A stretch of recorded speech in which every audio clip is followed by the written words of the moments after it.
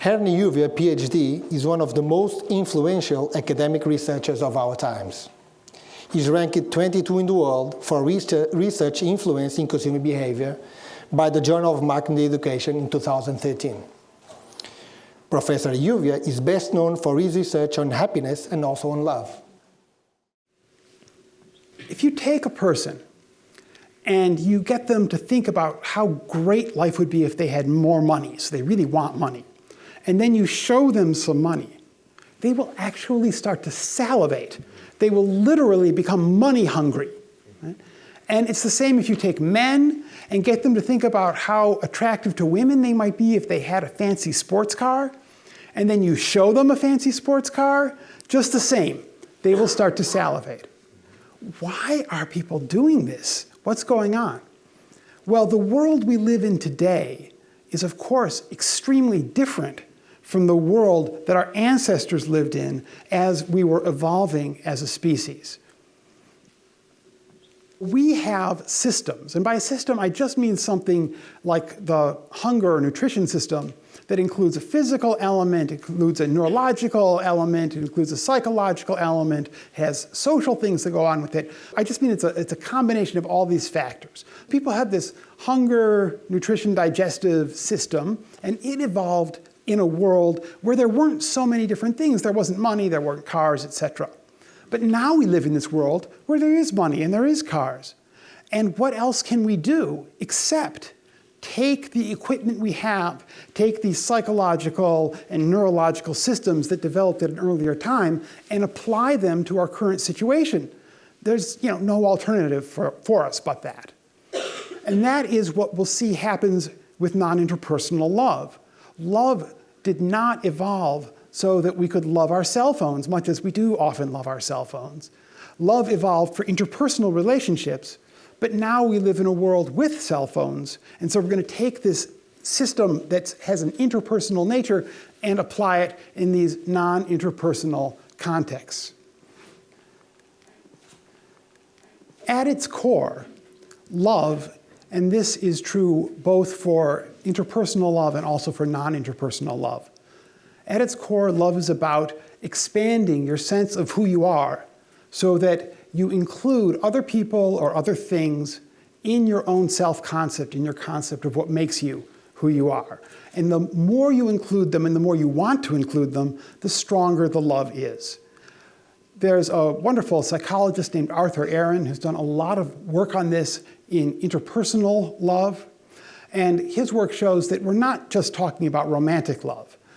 It could be love within a family or friendship love. Anytime that people have a warm, close relationship, it's a loving relationship with another person or even a group of people, they are including those people in their sense of identity.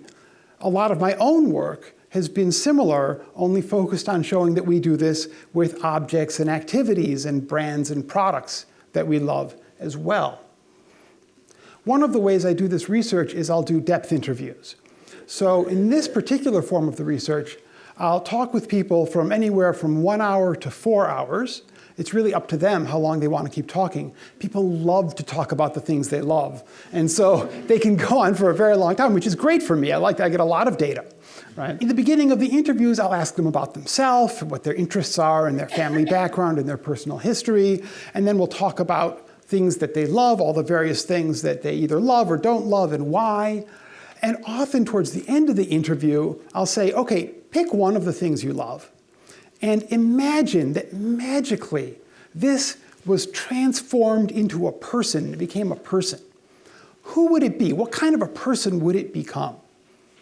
Lo and behold, almost every time, the person that their loved object would be has a stunning, remarkable similarity to themselves.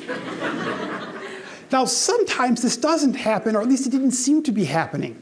There was one instance in which I was interviewing a woman and she loved her plants in her house plants, and she said, well, if they became a person, they would be a woman who was thousands of years old. And I thought, oh, this is interesting. This is different. Maybe she's going to break this pattern. Maybe I'm going to see something different. However, later in the interview, she said that she believed in reincarnation and that she herself, her soul, was thousands of years old. And one of the reasons that she relates to the houseplants is that they have this in common, that they are both very old souls in this way. Another similar example, I was talking to a man who loved his Macintosh computer, and you can tell from the picture of the computer how long ago this interview took place. So he loved his computer, and when I asked him if it became a person, who would it be? He said, it would become a Victorian gentleman. I thought, oh, again, that's interesting, because you're not really a Victorian gentleman. But then he added, it would be a Victorian gentleman, but one that matched my taste in all things. And then he went on to say, I think I would have made a good Victorian gentleman. I have wondered for a long time about why it is the case that love operates in this way. Why does love involve bringing someone or something into your sense of identity? And not so long ago, I got a clue. And I think, now I will say this is a little speculative still, and probably will remain so, as you'll see, because it involves evolution, and we don't always have access to all of the data about evolution. But I think I have a good idea. I think I might have figured it out. And so the first clue comes from animals.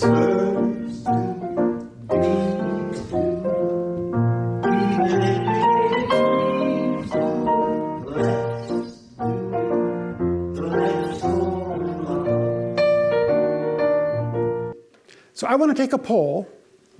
Raise your hand if you think fleas fall in love. Anybody? How about bees? Any takers on bees? How about birds?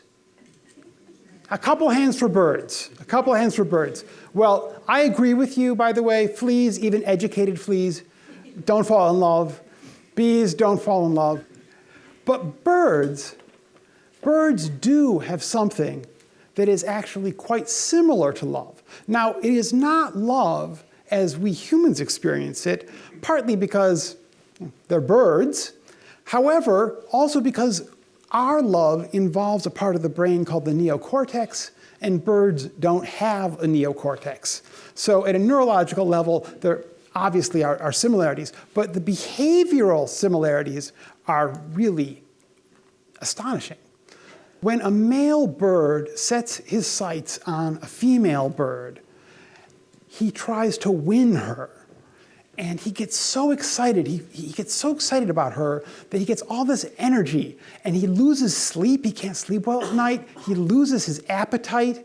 He gets this obsessive need to always be around her. But he does leave her on occasion because he has to go off and get a worm so he can buy her dinner. He buys her dinner. He shows off what a good dancer he is. He shows off how handy he would be around the house, what a good nest builder he is. All of these things. And he wants to be close to her, and when she lets him close, he touches her very, very lightly. And extremely importantly, as any woman will know, he makes a point of only showing interest in her. Does not show any interest in other female birds. I heard about this and I thought, wow, that's really amazing. And then I learned that this is not true for all bird species. It is only true for bird species that mate for life. So there is some clear connection there between this behavior pattern and at least romantic love in human beings. But exactly what that connection is, it's not the same, but it's similar. There's something connecting those two. I thought, well, are there other animals that may even have love that's more like human love? And the answer is yes. Many mammals have very similar kind of mating behavior to the birds. But in addition to having a similar kind of behavior, they also have a neocortex. Their brain is, of course, different from ours, smaller, but it has the same basic parts. And it turns out that if you do neuroimaging studies and you look at a person who is in love, and you see the pattern of neuroactivity in the brain of a person who's in love, and you do the same thing to look at the pattern of neuroactivity of one of these little animals that's called a vole that mates for life. When it is, quote, in love, it has the same pattern of brain activity that a human being does. So not only does it have a very similar kind of behaviors on the outside, but its brain has the same pattern of neurological activity on the inside. So to me, that's enough. That qualifies as love, not exactly the same as human love, but love nonetheless. Well, whenever you have two groups of species that have behavior that's very, very similar, one of the most reasonable explanations for this, much of the time, is that they have a common ancestor. There was some animal earlier in evolution that had this behavior, and then it broke into these two different paths on the evolutionary tree. But if we want to find a common ancestor for birds and for mammals, we have to go back 400 million years to a group of animals that came before the dinosaurs, a group of animals that are called tetrapods. We all know from our science class in high school that all life began in the ocean. And then at some point, about 400 million years ago, some of these fish started to drag themselves up onto the beach and over millions of years evolved and became land animals. Those first land animals to evolve from fish, those are these tetrapods. What happens? Fish, many fish, have a reproductive strategy that involves laying a lot of eggs. So a modern salmon will lay 5,000 eggs. The female lays 5,000 eggs, the male fertilizes them, then they swim off, they never see each other again, and they don't raise the kids. They just hope that with 5,000 eggs, enough of those will not end up as my sushi dinner, and instead will end up as adult salmon for the species to be successful. But when fish come out of the water and start living on the land, it's not easy to lay and fertilize successfully 5,000 eggs. So they start having far fewer children. And when they have fewer children, it no longer works to just lay the eggs and swim off and mind your own business. And I know those of you who are parents here, there are times when that probably sounded like a pretty nice alternative. But for species such as ours that have fewer children, we can't do that. We have to be parents to our children. We have to protect them, we have to feed them, we have to care for them, etc. So when these animals started to have fewer children, there became this need for parenting behavior. However, evolution is not particularly generous. Just because a species needs some kind of adaptation, it doesn't mean that that adaptation will necessarily happen. The way adaptations usually work is that they start with something that already exists, and then the evolution makes small changes to that gradually over time to create something new.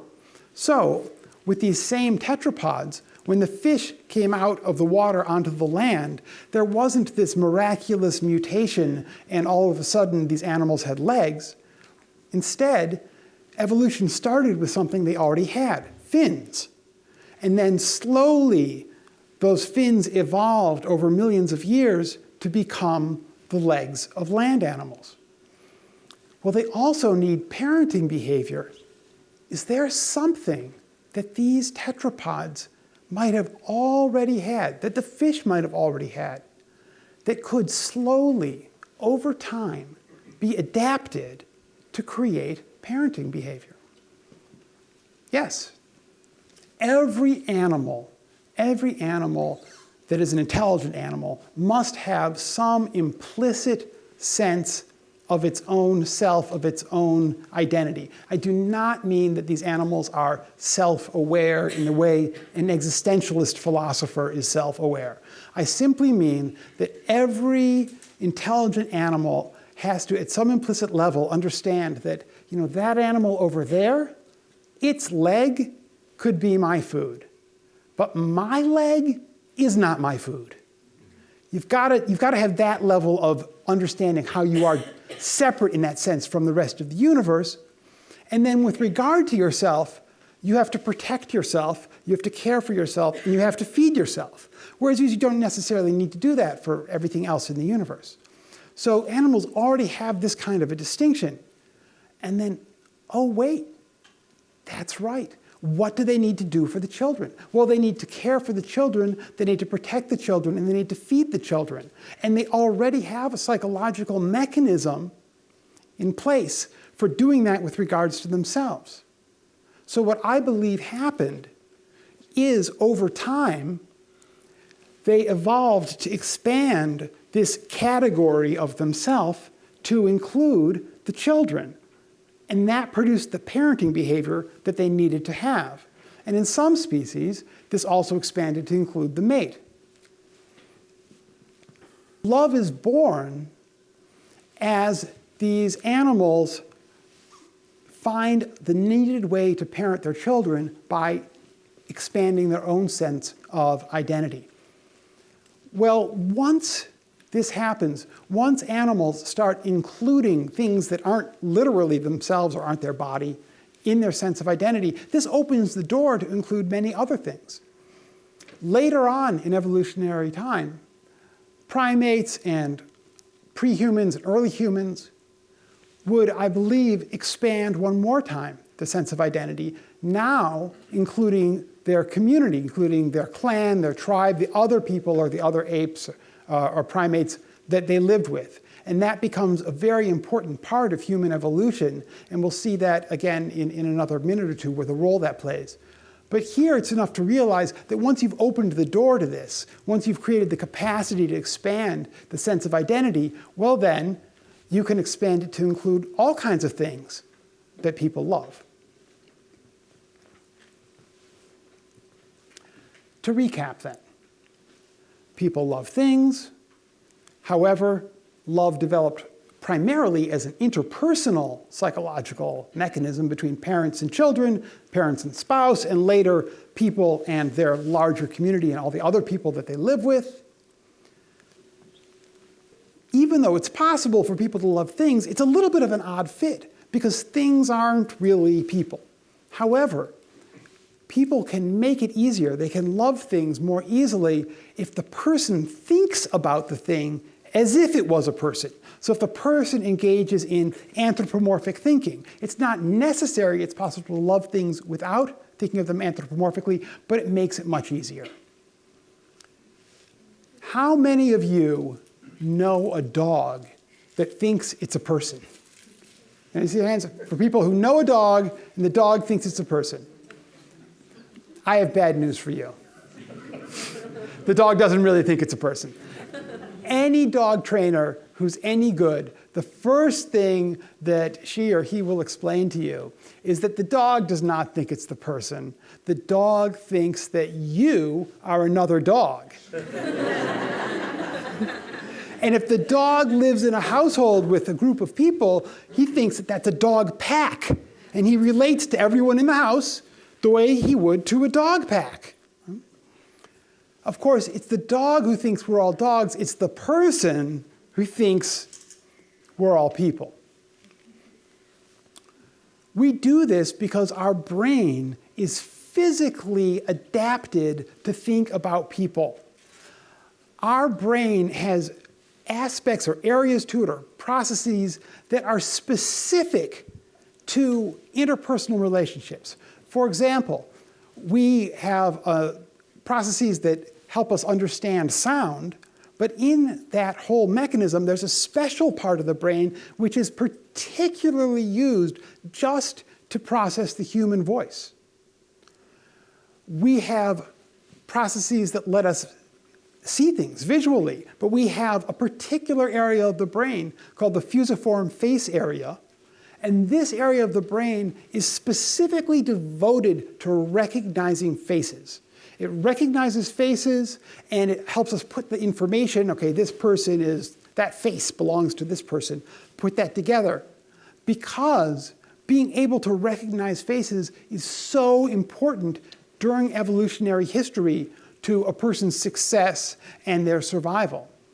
Many times, as I've said with evolution, you can't always get the data that you want because it happened so long ago. But actually, when it comes to the fusiform face area, I got to experience evolution, neural evolution, firsthand. With the fusiform face area, like everything else that we have as people, some people have a really good, strong one, and some people have a really kind of weak, lousy one. And if you haven't guessed already, I am on the weak, lousy fusiform face area part of the spectrum. That part of my brain, I don't know, maybe I'm using that for something else because it doesn't seem to be very good at what it's supposed to do. Now, a number of years ago, a while before I met my wife, I was set up on a blind date. And so I just met this woman, and we are waiting in line at a movie theater to go in. And a friend of mine happens to be walking down the street. So the friend comes over to say hello. And I go to introduce my friend to my date. And I say to my friend, Anne, because that was my friend's name, Anne, this is, and then, oh my God, the name that comes into my head is Anne. Well, is that because they just by coincidence are both named Anne?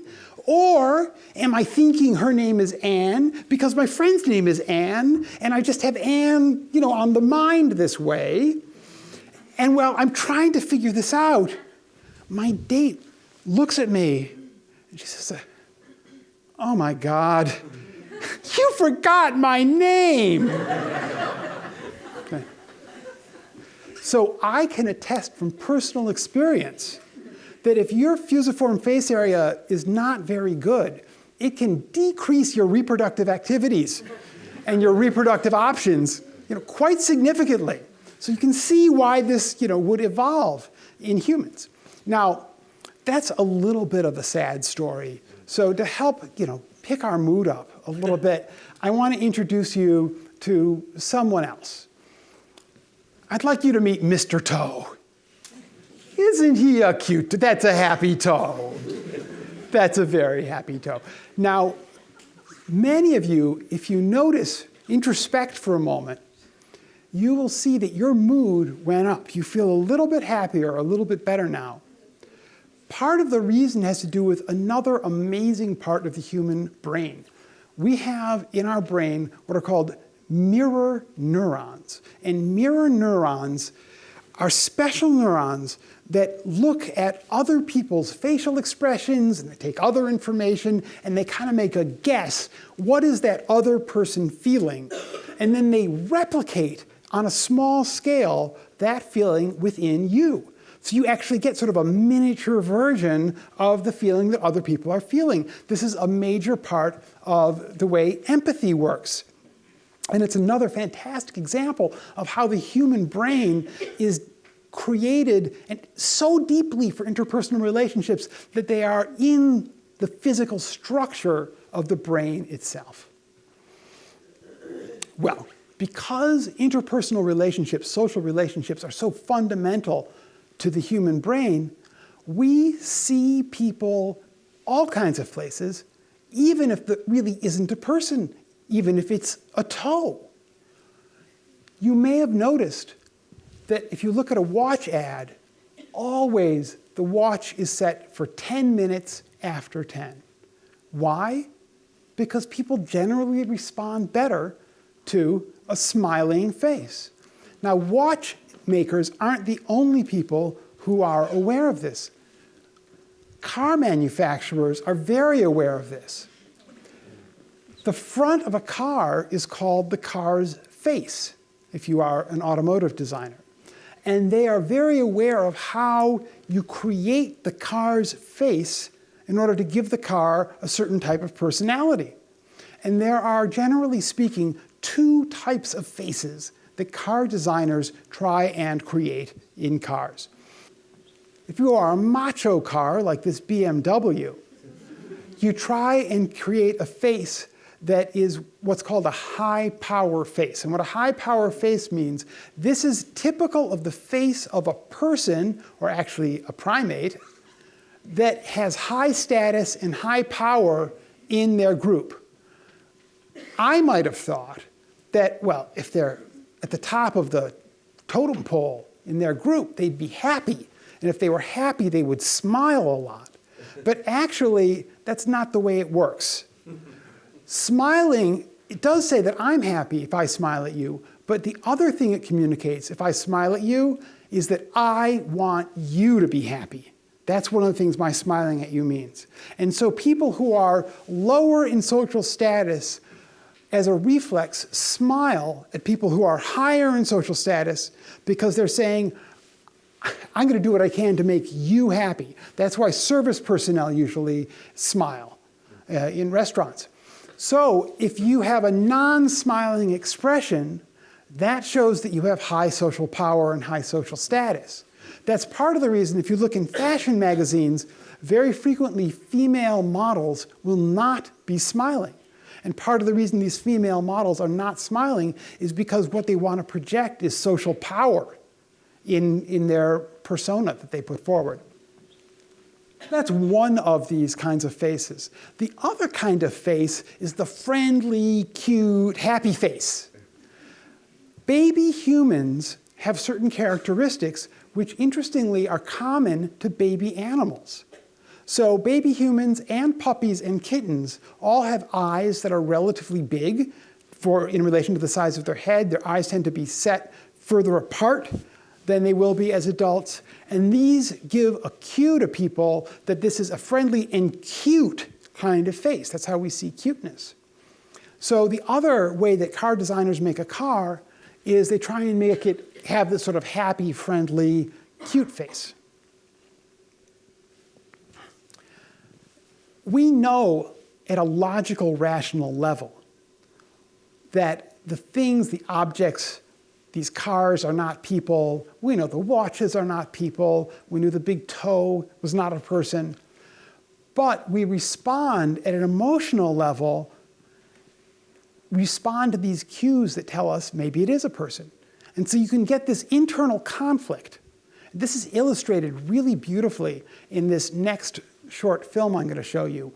This is a study that was done, and you're about to see a woman who's been told that at some point she's working with this little plastic robot toy thing, the cat robot toy. And at some point, the experimenter is going to tell her it's time to turn off the toy. And when she gets this from the experimenter, she's supposed to immediately turn it off. However, as we'll see, even though rationally she knows that this toy has no feelings and no opinions, it's not going to be so easy for her to turn off this toy. And you can now switch the icon off. Thank you. Okay. I will It switch you off. can't be true. Switch me off. Yes. You are not really going to switch me off. Yes, I Are will. you? You made a stupid choice. Yes. You can decide to keep me switched on. I will be completely silent. Would Okay. that be an idea? Yeah. No, I will switch you off. I will switch you off. Please. No, please. This will happen now. One. Then I will be silent now. Is that alright? Yes. Please, you can still change your mind. No, no, no, no, no, no, no, no. There you go.